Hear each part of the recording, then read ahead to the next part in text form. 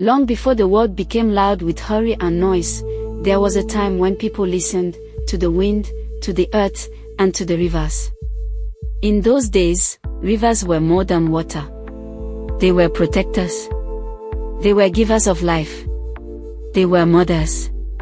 And the elders taught that every river had a spirit who watched over the people, not to judge their strength, but to see their hearts. This is the story of a young girl, a dying river, and the gift that kindness can awaken. Long ago, in a village where the earth was red and the sky stretched wide like an endless promise, there flowed a sacred river. The villagers called her Mother Nari. She was not just water. She was life. She fed the crops, cooled the air, and whispered wisdom to those who listened.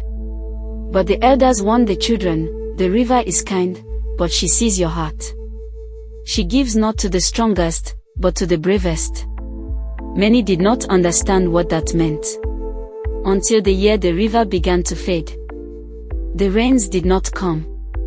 The river shrunk day after day, her wide arms pulling inward, her voice growing quiet. The crops turned yellow. The animals grew thin. Fear entered the village like a shadow. The chief called the people together. "We must bring offerings," he said. "We must ask Mother Nari for her blessing." The villagers brought gifts. Gold bracelets. Precious beads. Fine cloth. They placed them at the river's edge. But the river did not rise. She did not speak. She did not answer. Among the villagers was a young girl named Sod. She was not rich. She had no gold. No beads. No fine cloth. She lived with her grandmother in a small hut at the edge of the village. Every day, Sod walked to the river to collect water. Every day, she spoke softly. "Thank you for caring for us." Even when the river grew weak, she still spoke to her. One day, as she filled her small clay pot, she noticed something. A baby antelope lay near the riverbank. Its leg was injured. Its breathing was shallow. It was dying. Sod looked at her pot. The water inside was precious. Her grandmother needed it. They had little left. She hesitated. Fear whispered, "If you give the water away, you may suffer." But her heart whispered louder, "If you do nothing, this life will end." Slowly, she knelt. She poured the water into her hands and brought it to the antelope's mouth. It drank quickly. She poured more and more, until the pot was empty. The antelope blinked. Its breathing grew stronger. It struggled, then stood. It looked at her. For a moment, the world was silent. Then it walked into the tall grass and disappeared. Sod sat beside the empty river. She had nothing left. Still, she whispered, "Thank you." That night, something awakened. Sod dreamed. She stood beside the river. But the river was no longer weak. She was wide. Endless. Glowing with silver light.